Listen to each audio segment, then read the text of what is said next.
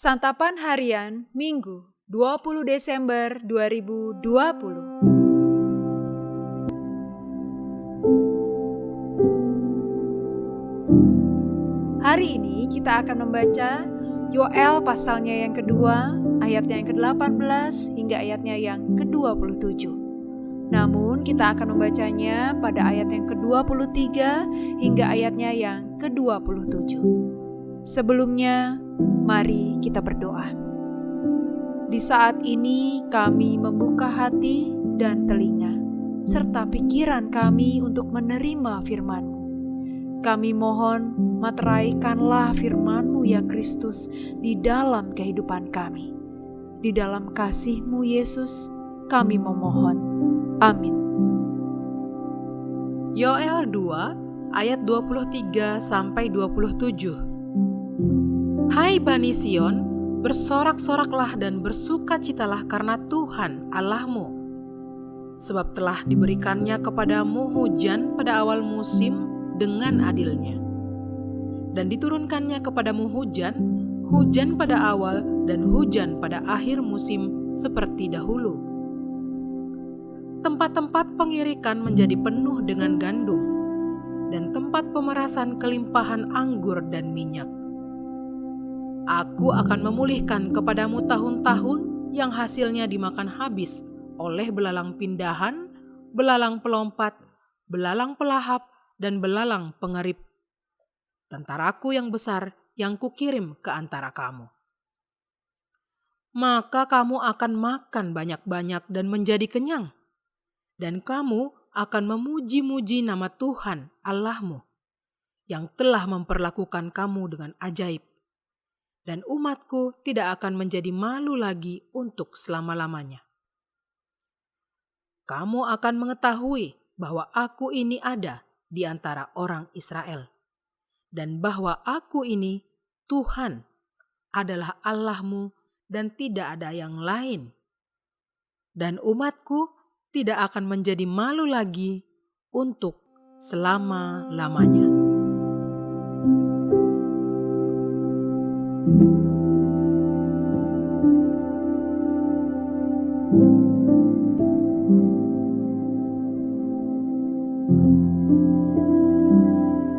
Sahabat Santapan Harian, Allah tidak pernah meninggalkan umat-Nya. Ia selalu memperhatikan dan mendengarkan kesesakan umat-Nya. Atas permohonan umat-Nya, Allah memberi respon dengan menjanjikan keselamatan. Ia berjanji tidak akan menyerahkan lagi umat-Nya kepada perbudakan bangsa lain. Bangsa yang akan menyerang umat-Nya akan dilumpuhkan dan dibinasakan. Mereka tidak akan mempunyai kekuatan untuk mencela umat-Nya. Tuhan akan memulihkan kembali umat-Nya. Bukan hanya umat-Nya, tetapi sekalian alam juga akan dipulihkan oleh Allah. Tanah yang tandus dan tidak menghasilkan apa-apa akan menumbuhkan tunas-tunas baru dan memberi persediaan makanan bagi manusia dan hewan.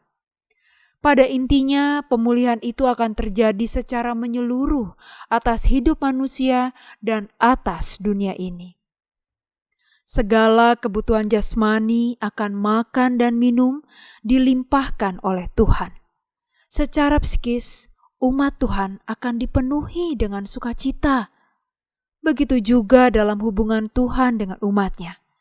Pemulihan rohani akan terjadi di tengah-tengah mereka. Allah melakukan semua itu karena Ia adalah sumber keselamatan. Umat Allah tidak dapat menyelamatkan diri dari hukuman-Nya.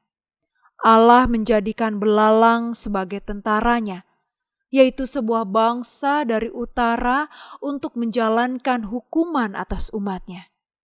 Ini semua dilakukannya demi satu tujuan. Allah ingin umat-Nya menyadari bahwa keselamatan adalah milik-Nya. Allah yang memperhatikan kesesakan Israel juga peduli terhadap kesesakan kita.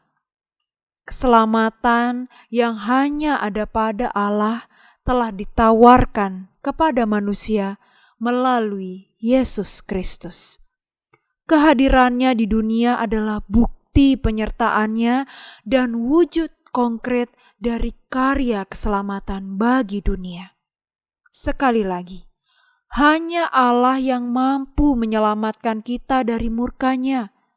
Hanya dengan percaya kepada Yesus Kristus sebagai Tuhan dan satu-satunya jalan keselamatan, kita akan diselamatkan. Jadi, janganlah ragu-ragu lagi. Percayalah kepada Allah Sang Pemilik keselamatan agar kita mendapatkan keselamatan jiwa kita. Mari kita berdoa. Kristus, Engkaulah Sang Firman yang hidup. Engkaulah Sang terang dan hidup kami. Engkaulah Juru Selamat kami. Terima kasih ya Kristus. Di dalam Kristus Yesus kami percaya. Amin.